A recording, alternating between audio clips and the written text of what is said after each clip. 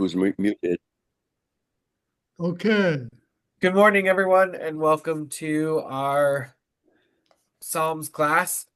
This week, we're going to be discussing Psalm 65, and it is also our last Psalms class of the season. We've met every week for the last 5 weeks, and it's been really nice to work through these Psalms. And I'm going on vacation for the next couple of weeks, and then it's going to be the Carrot Festival and the holidays, and we'll pick up again in October after the Chagim. Hmm. And then we should have a fairly consistent schedule back in the regular rhythm of the school year. Hmm. So thank you all for joining, and I hope that everybody has a really wonderful rest of August. I will be in synagogue on Saturday morning this Saturday. I'm leaving on Sunday for my vacation. All right. Where are you going? The Jersey Shore. Oh, nice. Yeah, my in-laws take us to the Jersey Shore every year, and it is a very relaxing vacation. It was, I think, a little bit more relaxing before we had very little kids. Yeah. But that's a problem that seems to get a little better, I think, every year, The That price you pay. That's right. Little less relaxing, but whatever. It's all good. Just want to Okay. let Rabbi, just want to let you know our grandson Zachary got engaged on Saturday. Mazel tov. Thank you. That's so nice. Yeah. All right. Good for him. Mazel tov. Thank you. Okay.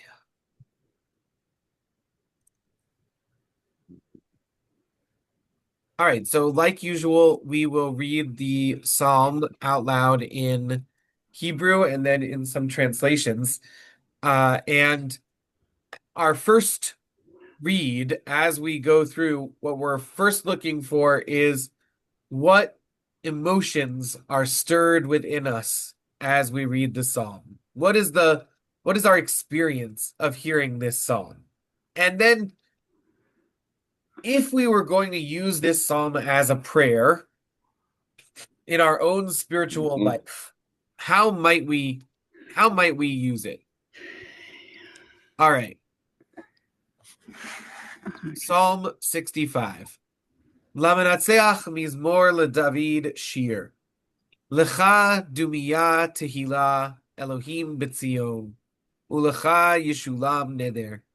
Shomea tefila adecha kol basar yavo.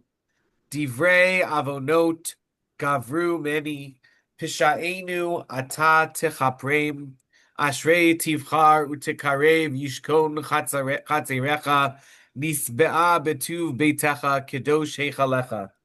No ra'ot b'tzedek ta'anenu Elohei yishenu mivtach kol katzvei aretz v'yam rechokim mechin harim b'chocho nezar b'gvura mashbiach she'on yamim she'on galehem v'hamon le'umim v'yir'u yoshvei katzavot me'ototecha motza'ei voker va'erev tarnin Pakadata haaretz v'tishokkeha rabat te'asrena peleg Elohim male mayim tachin deganam kain chain tichineha tilameha rave nachet gedudeha birvivim timogigena timcha tevarech itarta shenat tovatecha Umagalecha Yirafun Dashen. Yirafu Neot Midbar Vigil Givaot Tach Gorna. Lavshu Harim Hatzon Va'amakim Yatfu Var Yitro Atsu Af Yashiru. Okay. For the leader, a psalm of David, a song. Praise befits you in Zion, O God. Vows are paid to you. All humankind comes to you, you who hear prayer. When all manner of sins overwhelm me, it is you who forgive our iniquities. Happy is the one you choose and bring near to dwell in your courts. May we all be sated with the blessings of your house, your holy temple. Answer us with victory through awesome deeds, O God, our deliverer, in whom all the ends of the earth and the distant seas put their trust, who by divine power fixed the mountains firmly, who is girded with might, who stills the raging seas, the raging waves, and tumultuous peoples. Those who live at the ends of the earth are awed by your signs. You make the lands of sunrise and sunset shout for joy. You take care of the earth and irrigate it. You enrich it greatly with the channel of God full of water. You provide grain for all, and so do you prepare it. Saturating its furrows, leveling its ridges, you soften it with showers, you bless its growth. You crown the year with your bounty. Fatness is distilled in your paths. The pasture lands distill it. The hills are girded with joy. The meadows are clothed with flocks. The valleys mantled with grain. They raise a shout. They break into song. Read another translation.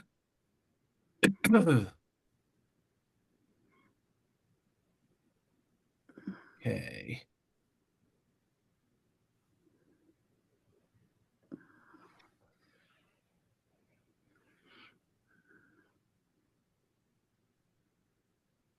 For the lead player, a psalm. For David, a song. To you, silence is praise. God in Zion, and to you a vow will be paid.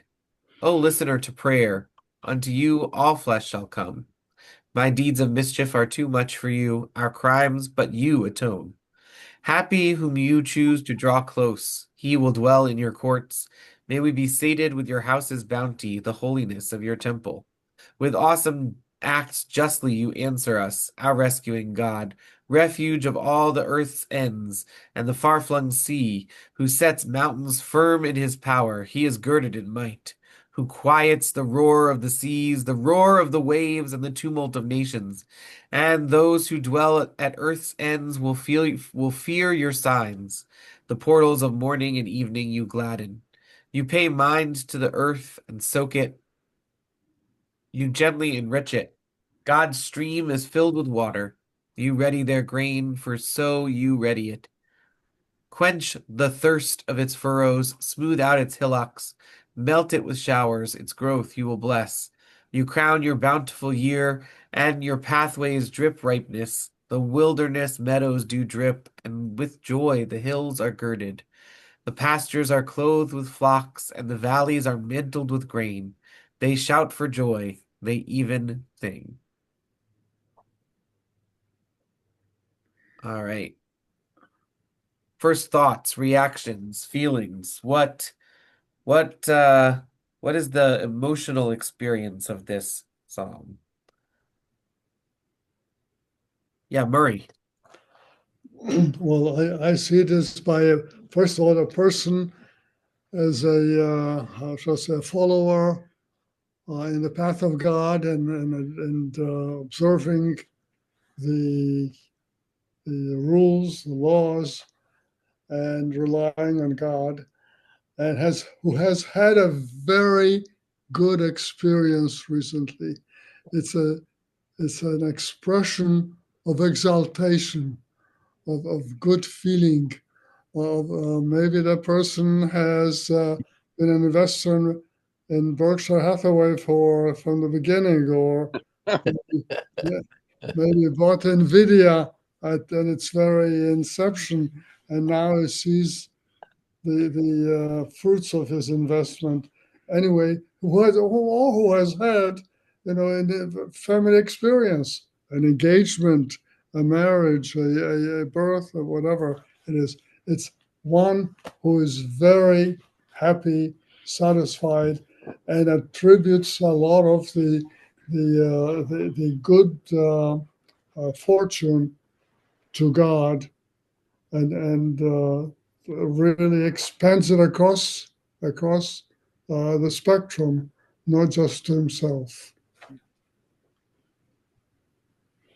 All right. So I heard something good happened. It's a response to the satisfaction that comes from good things happening and from attributing those good things to God, and a sense of uh, joy and exultation. Uh, Mark, I saw your hand up. I saw it as very pastoral and very environmental, actually, and with very few complaints from the writer. Very, very positive, very uh, something you could actually um, find some prayers in.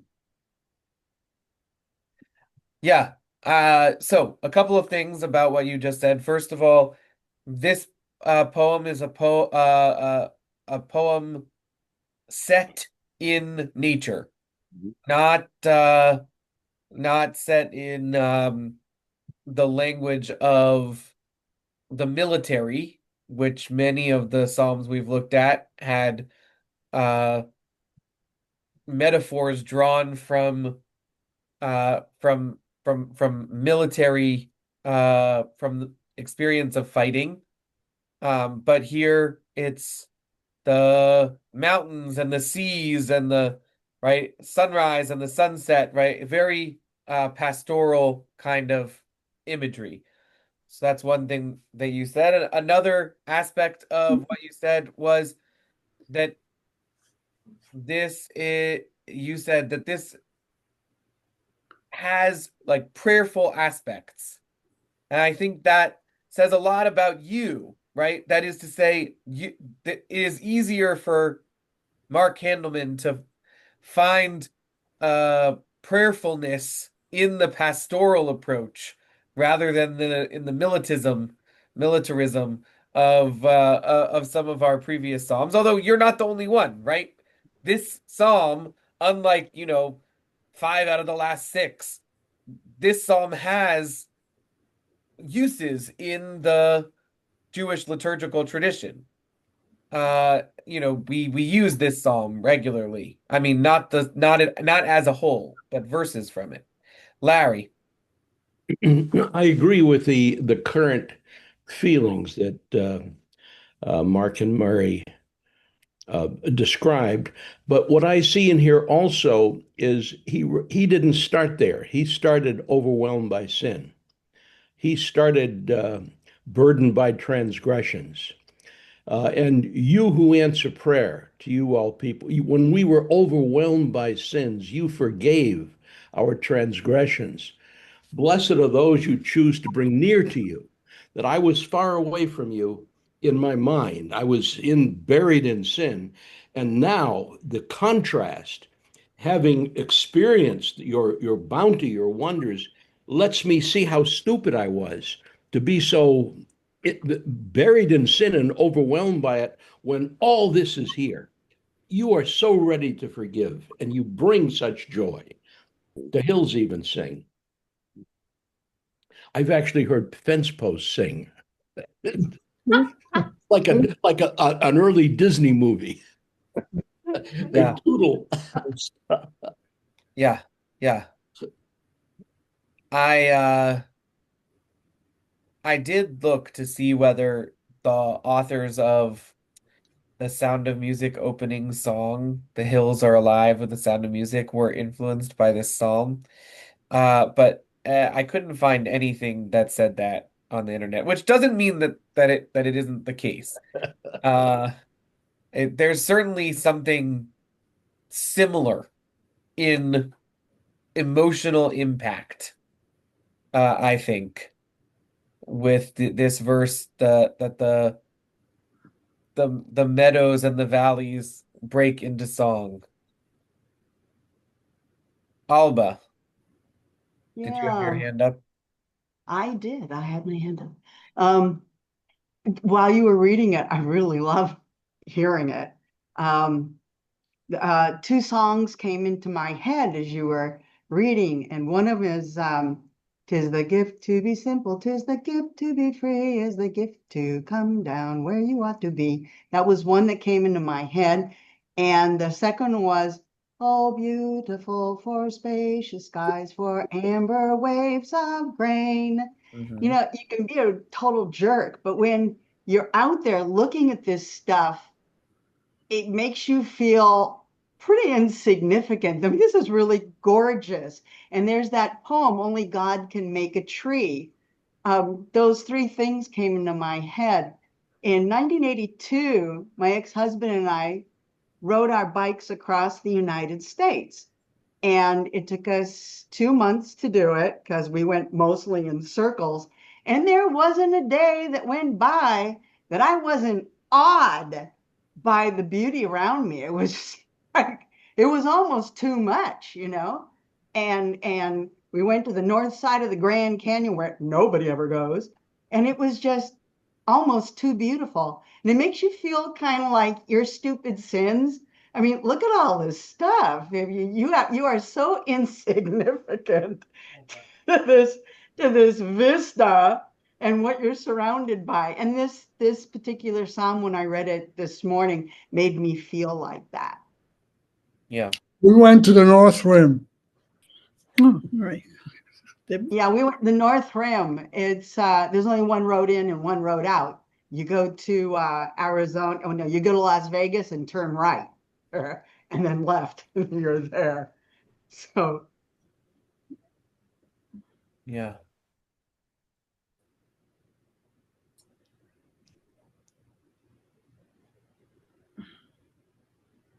Yeah, I definitely appreciate um the intertextual references, the way that the feeling of this psalm, which is also called a song, right? And a lot of the psalms are not called songs, but this one is clearly called a song, uh, reminds us of some other music that also gives us that same feeling, right? Whether that's the Shaker Simple Gifts, uh, uh, or um, or the great ballad of the American Plains, which talks about the the bounty of the American heartland, which is very similar, I think, to this, to verses 9 and 10 and 11, which are all about the bounty of God's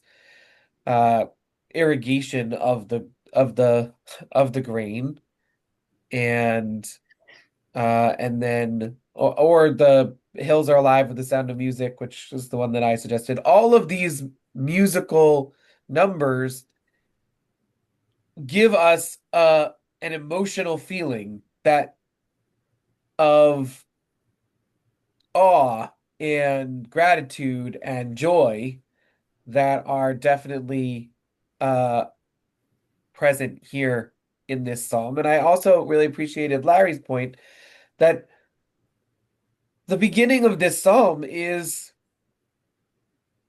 that God is the one who offers forgiveness. What this psalm actually is, in some sense, is a psalm of gratitude and joy at being forgiven from sin.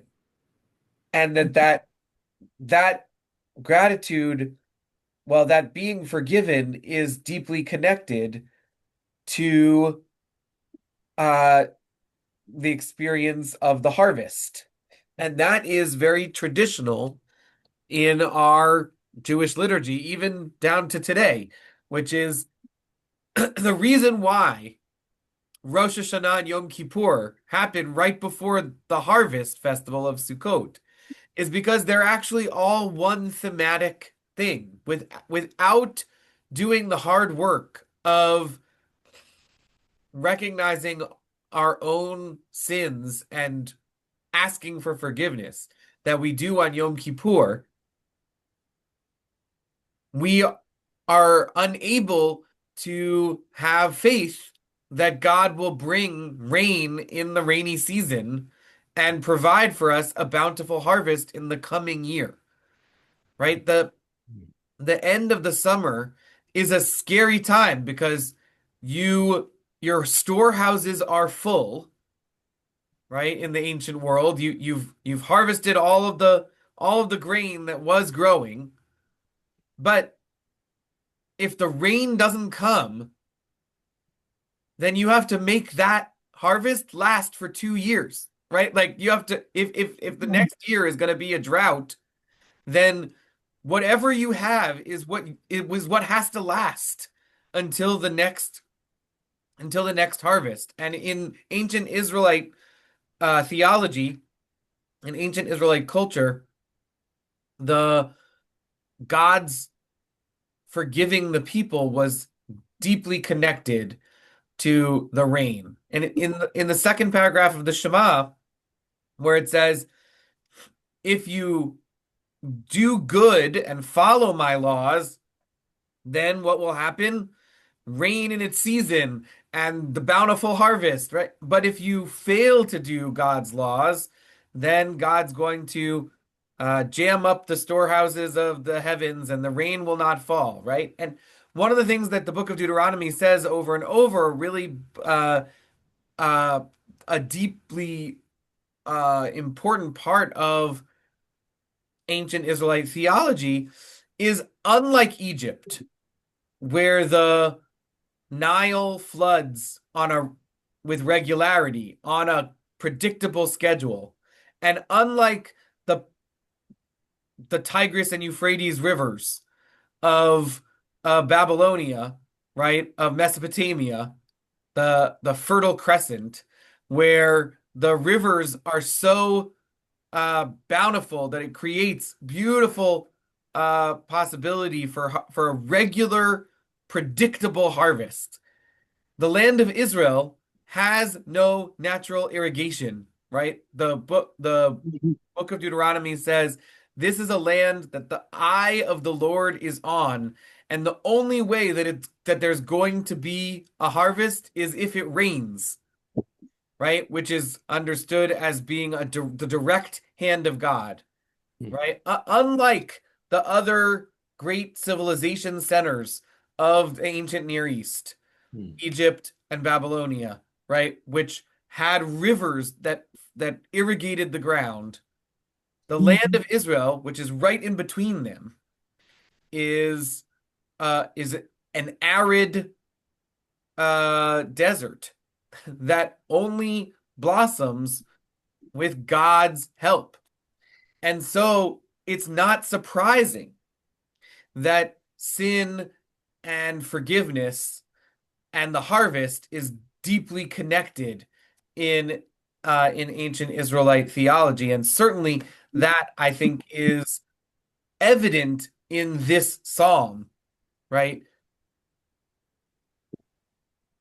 All of humankind come to you, you who hear prayer. That is Rosh Hashanah and Yom Kippur, right? When all manner of sins overwhelm us, it is you who forgive our iniquities. That is Rosh Hashanah and Yom Kippur.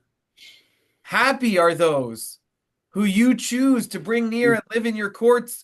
We are filled with the good things of your house, of your holy temple. That is Sukkot, living in God's house, living in the with the going up with the festival with pilgrimage festival to God's house in Jerusalem, and the Sukkot, the tabernacles, which represent God's house in everybody's backyard, right? In everybody's house.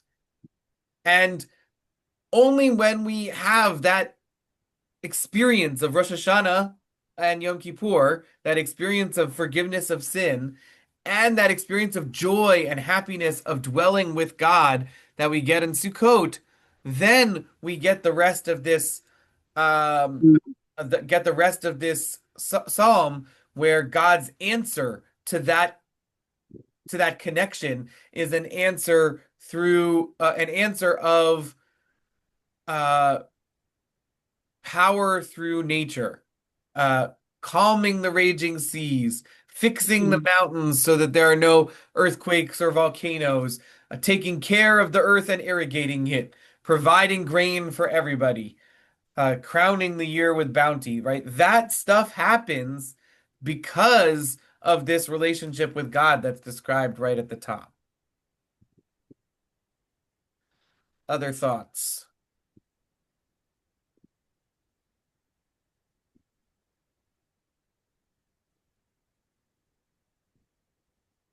So if you were going to use this psalm in your personal spiritual practice, how might you use it? Rabbi, Yes, Barbara.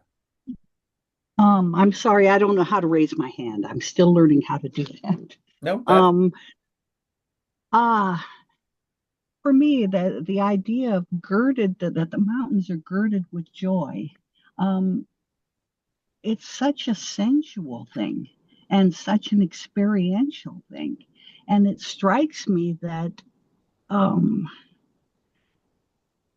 that's something that we can experience if we have a life of gratitude, if we have a life, that is built on mitzvah, on appreciating what we have and trying to give out from that. So I love the idea of being clothed with joy, girded. Mhm. Um, it's a possibility, a real possibility. Nice. How does it feel to be clothed with joy? And what would that look like? Mm. Not saccharine, Mhm. not fake, very coming from way deep in. Maybe even a little bit of joy in the middle of trouble, that Mhm. you can feel the little things that are lovely even in the middle of something that's really difficult.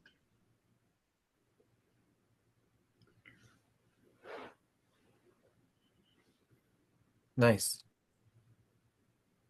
Other thoughts? Larry? Alba got to it too. That part of the joy is realizing you're small, but you also seem to contain everything. You're insignificant, but you're a part of everything. There's a Mm, connection that mm, you see, you feel the connection with everything, and your sense of self evaporates. And it doesn't make you feel tiny. It makes you you're part of everything rather than a separate self. And that's such a deep joy.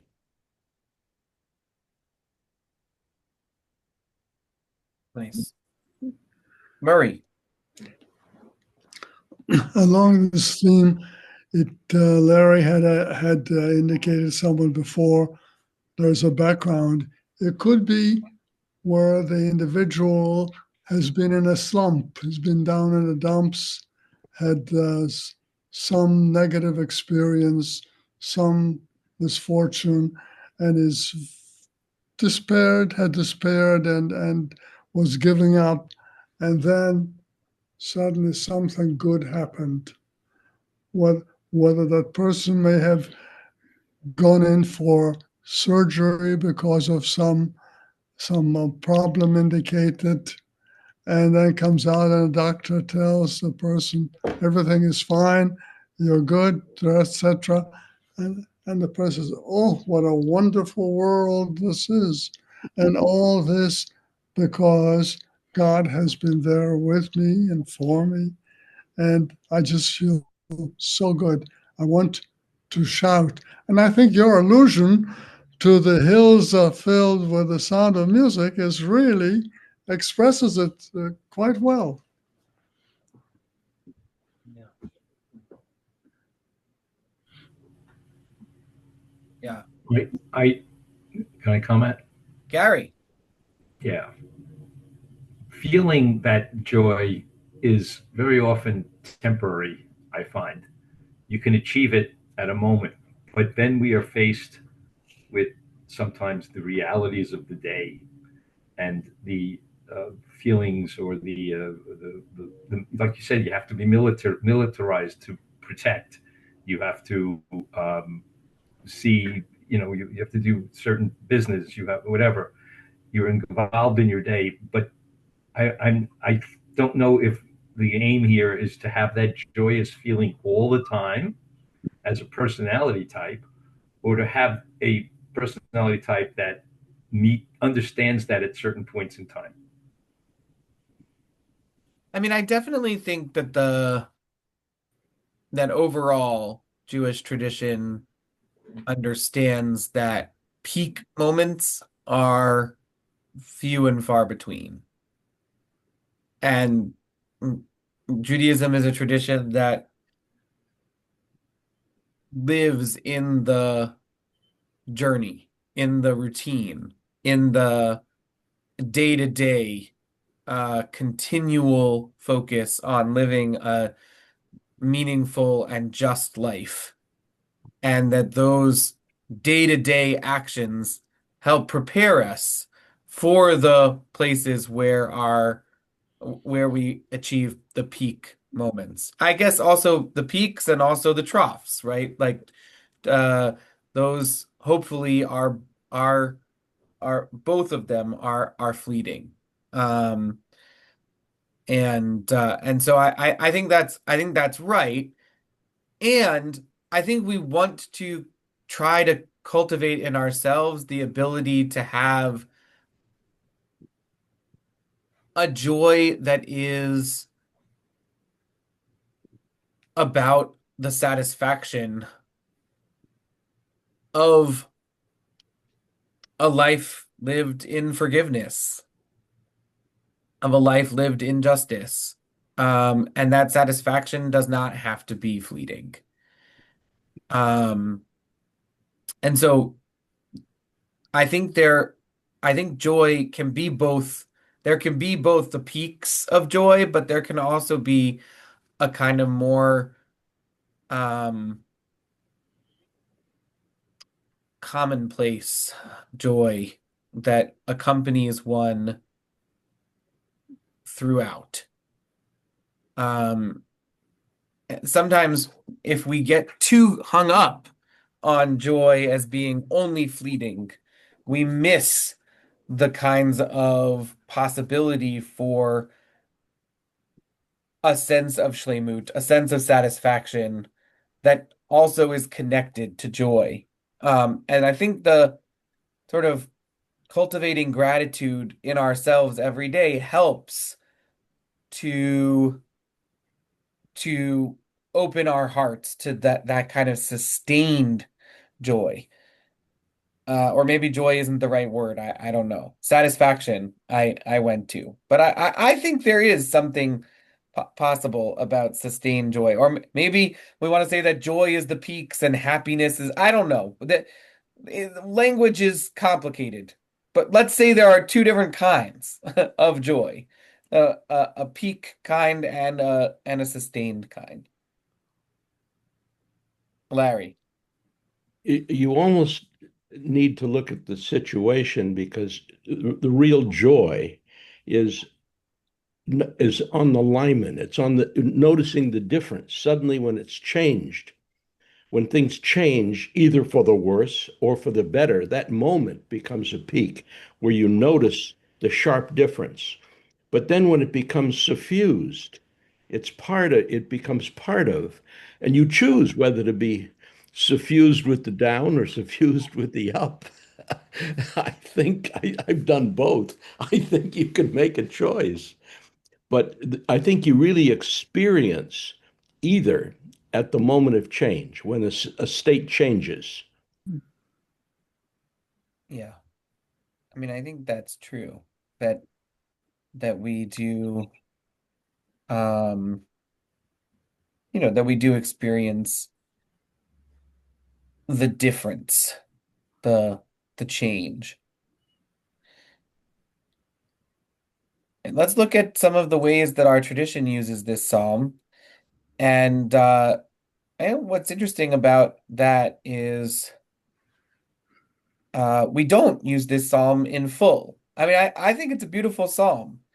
Uh and has a a cohesive structure within it that is not hard to understand. I think it's it has a certain simplicity, which maybe is part of why Alba thought of the Shaker song "Simple Gifts." Um, so it's interesting that we don't use this psalm in full, but we do use selections from it. So the first thing that I brought is actually not a use of our psalm in Jewish liturgy, but a way that this psalm is understood to comment on Jewish liturgy. So one of our most famous prayers is the Mi Chamocha prayer, which we sing right before the Amidah in the morning service, and it comes from the Song of the Sea, from Exodus chapter 15. Who is like you, O Eternal One, among the celestials? Who is like you, majestic in holiness, awesome in splendor, working wonders? So, what does Norah Tehilot mean? What does it mean to be awesome in splendor? Oh, Rashi, one of our most important commentators, maybe the most important commentator, lived in France in the 11th century. Rashi comments on the phrase Norah Tehilot, awesome in splendor, or what does it mean to be a Norah Tehilot? When we describe God that way, what do we actually mean? And Rashi says that Norah Tehilot means you, God, are an object of dread, right? Norah can also mean dread. Awe and dread are similar concepts. So, okay, thou art an object of dread, so that people do not recount thy praises. Right? We can't, human beings cannot praise God because why? We fear lest these may be enumerated less than they really are. Right? It's there. God is so, there's so much that God does for us that we couldn't possibly express all of what God does for us. And so we can't even begin to enumerate. And so Norati Lot, the phrase that means awesome in splendor, really means that God is so dreadful that we don't even dare to praise God because we might because our language itself is too limited, right? Just like it says in our morning service, right? Even if our mouths were filled with song as the sea, right? We would not be able to share with God even 1/100,000th of the gratitude that we should feel, of the praise that we should give to God for all of the blessings that God gives us, right? That is the same idea as the idea that Rashi is talking about here, and he gives as the proof text for that idea the beginning of our psalm. To thee silence is praise, right? Which that it can be translated praise befits you, but it can also be translated to you silence is praise. So this idea silence is praise is what Norah Tehilot really means, right? That God, in fact, our silence is a more fitting praise for you than our speech, because our speech is so limited that we couldn't possibly praise you enough. And so silence is better. Better to just meditate on God's power and on the blessings of God's power. And since that is so deeply connected, I think, to what prayer is, I brought it as a liturgical use, even though it's not technically a use of our psalm in prayer. There's a midrash that describes God. Um,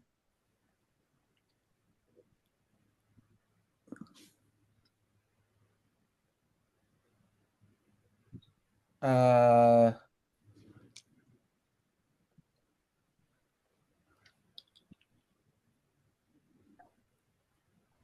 Let me see if I can pull it up.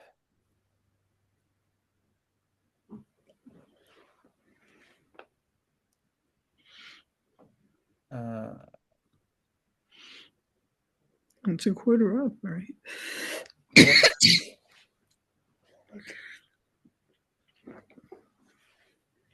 There's this really beautiful midrash that describes it's a parable. God is compared to a flesh and blood king. The flesh and blood king, hosts a feast for deaf and mute people in his kingdom. And they come to the king's table and they eat the food and they sit at the king's table and they are so effusive in their silent praise of the king. They have so much gratitude for having been invited to the table of the king.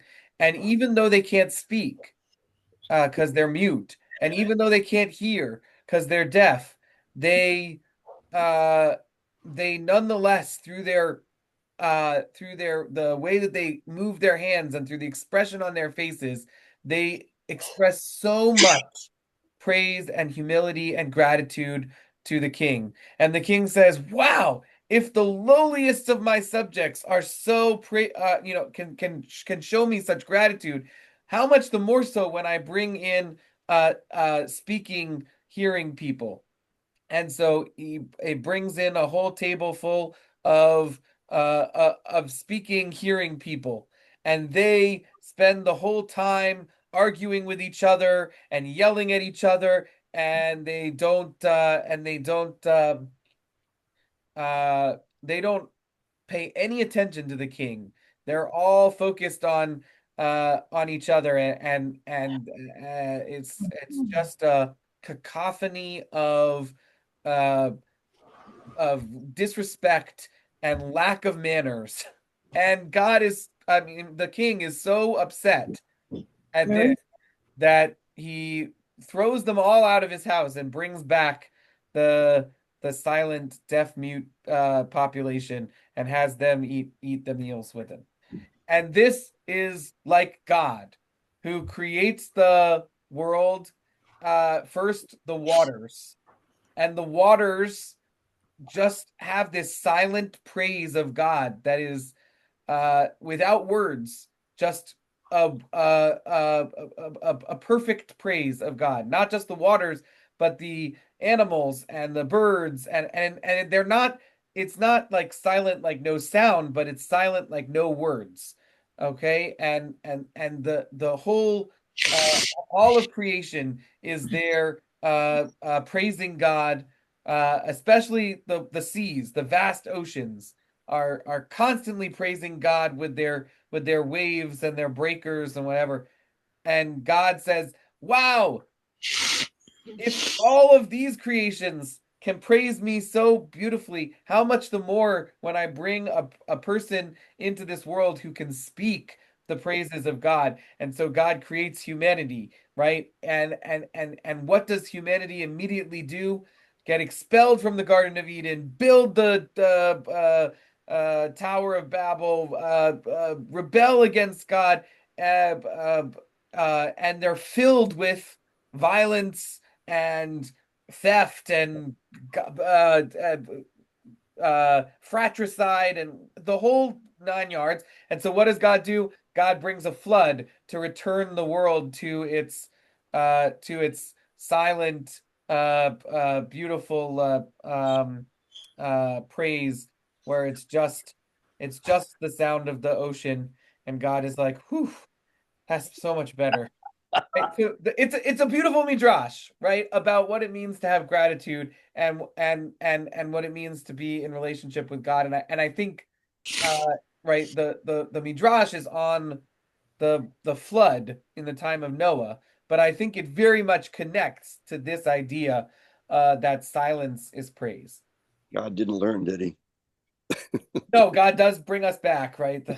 Noah's children and descendants can, yeah. I think God does learn, right? The story of Noah says at the beginning of the story, God says, people are full of violence, so I'm going to destroy them.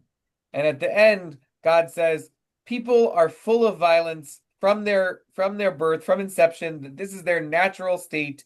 Therefore, I can't blame them for acting violent because that is their essential nature. And so God like lets us all off the hook for our essential nature, right? At the beginning, God tries to destroy us for our essential nature. And by the end of the story of the flood, God says, nope, this is just the way people are. So I'm not going to bring another flood to destroy the world because you can't blame people for acting according to their essential nature. So I do think that God changes. I think that God regrets and God shows compassion and God brings forgiveness. But yeah, ultimately we are here and it's our job to try to be as praise as praiseful of God as the seas are, as the seas. Is Um, is is God having regret in contradiction to God being all knowing? I mean, that's a great question. Certainly Samuel thinks so, right? The prophet Samuel. Prophet Samuel says, Netzach Yisrael lo yishaker v'lo yinachem, right? Kilo Adam hu linachem. God, the eternity, the eternal one of Israel, uh, does not have regrets, does not change God's mind, because God is not a human being to repent of past sinful actions, right? So Samuel says that about God, but God's self says, right, in the book of Jonah, for example, right? God says that God is going to destroy Nineveh, but when they repent, God repents, right? God decides not to destroy the city of Nineveh. So, right, God's self as a character in the story does, I believe, change and grow and uh, can be influenced and affected by actions of human beings, right? So it's a great theological point, right? Maimonides, Aristotle, uh, they would fall on the Samuel side of things. Nope, God can't change. God is the first mover. The whole point of the first mover is that God can't change. But uh, Rabban Gamliel and Rabbi Yoshua, the Jonah, the prophets of Israel, I think have a different approach, which is that God grows and learns, and that doesn't make God less God. God is still God, even though God can change.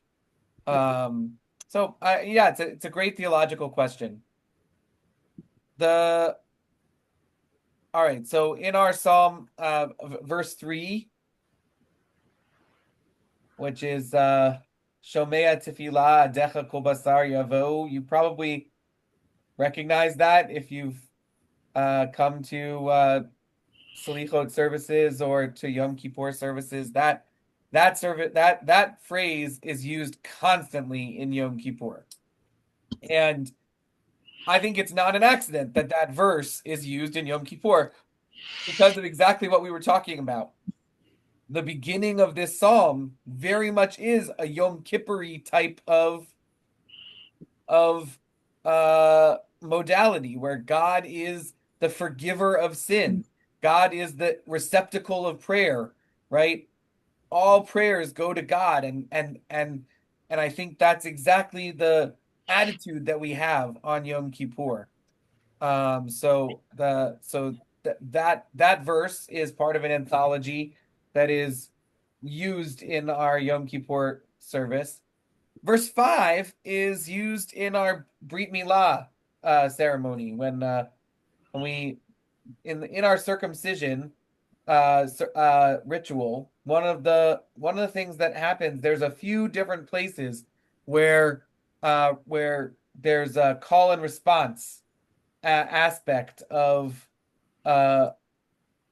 of the bris, and one place the rabbi or the mohel, whoever's leading the service, says, Ashrei tivchar utikarev yishkon chatzarecha, and everybody is supposed to respond, Nisbe'a betuv beitecha kedosh heichalecha, right? Everybody responds, right? So the mohel says, Happy is the man whom thou choosest and bringest near that he may dwell in thy courts.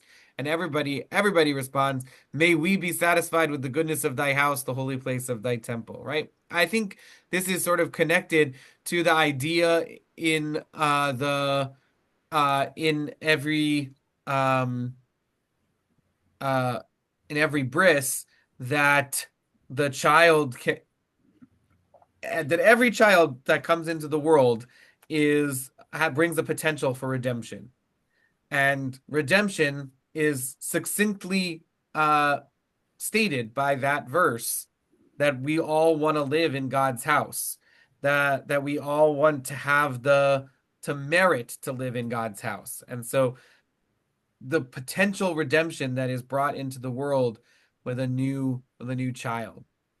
Uh Verse 7, which is Mechin Harim B'chocho Nezar Bigvura, right? That God fixed the mountains firmly. That is uh, um, mentioned or paraphrased in another Yom Kippur piyut called Imru Lelohim. And I brought the whole thing. Slow to anger, vast in power, creator of mountains through strength. That's our phrase. Mechin Harim B'choach. Wise of heart and mighty in power, giver of strength to the weary. Therefore exalted shall be our great sovereign, abundant in power. Yimru Elohim, say to God, or say of God. All right. Verse 11 and verse 14 are quoted in Perek Shira, which we've talked about before. It's that song of the world, which imagines every part of creation sings a song of praise to God, and then they find a verse from Tanakh, mostly from Psalms, but not only from Psalms, that is each creature or feature of creation's song. So the vegetables of the field sing, saturating its furrows, leveling its ridges. You soften it with showers. You bless its growth, which is verse 11. And so verse 14, the meadows are clothed with flocks, the valleys mantled with grain. They raise a shout, they break into song. That is the song of all the other types of grain that are not wheat or barley, right? Wheat has its own song, barley has its own song, and then it says, and all the other sheaves sing. And so all the other grains sing this song, the valleys mantled with grain. And verse 12, which describes the results of rain and irrigation, a full and abundant harvest as the crown of the year. That verse is in fact used at the end of Sukkot on Shmini Atzeret when we say the Geshem prayer for rain, right? So we use the beginning of this psalm on Yom Kippur and leading up to Yom Kippur, and we use the end of this psalm on Shmini Atzeret as we're praying for rain. So this idea that this psalm is connected to the Tishrei festivals, to the high holy days, that is not just my own interpretation based on reading the psalm. It also is lent credence from our usage of this psalm in our liturgy, and I think that that when the rabbis put in Shomea Tefillah Decha Kol Basar Yavo into the Selichot prayers, and the verse at the end about uh, adorning the valley with, or crowning the valley with wheat, at Shmini Atzeret, I think they're actually importing the concept of the whole psalm so that you get both the forgiveness and the and the result of that forgiveness, which is the abundance. I think that if I wrote a book about Psalms, that would be, I think, the thesis of my book. I'm never going to do it because I don't really want to. That's not my strengths do not lend themselves toward academia. And maybe somebody else has already written this book. But the thing that I've been learning as we've been going through Psalms, the question that I have that I continue to come back to is this question of when a verse from Psalms is quoted by the rabbis or transposed into another uh anthology of verses, right? When another psalm basically is created by taking verses from all over Psalms and putting them together, is this just about the content of that verse itself, or are the rabbis also trying to import with that verse an emotional experience from the rest of the psalm? And I think a lot of the time, maybe not all the time, but a lot of the time, I do think that they assume that when you read a verse from Psalms, you know the whole psalm, and that bringing just one verse is like bringing a whole psalm. I think, but I mean, how can you prove that? You just I there's no way to prove that. It's just a hunch that I have, and I think that there's something to it. But anyway, we'll close out today with reading the spiritual applications from Richard Levy.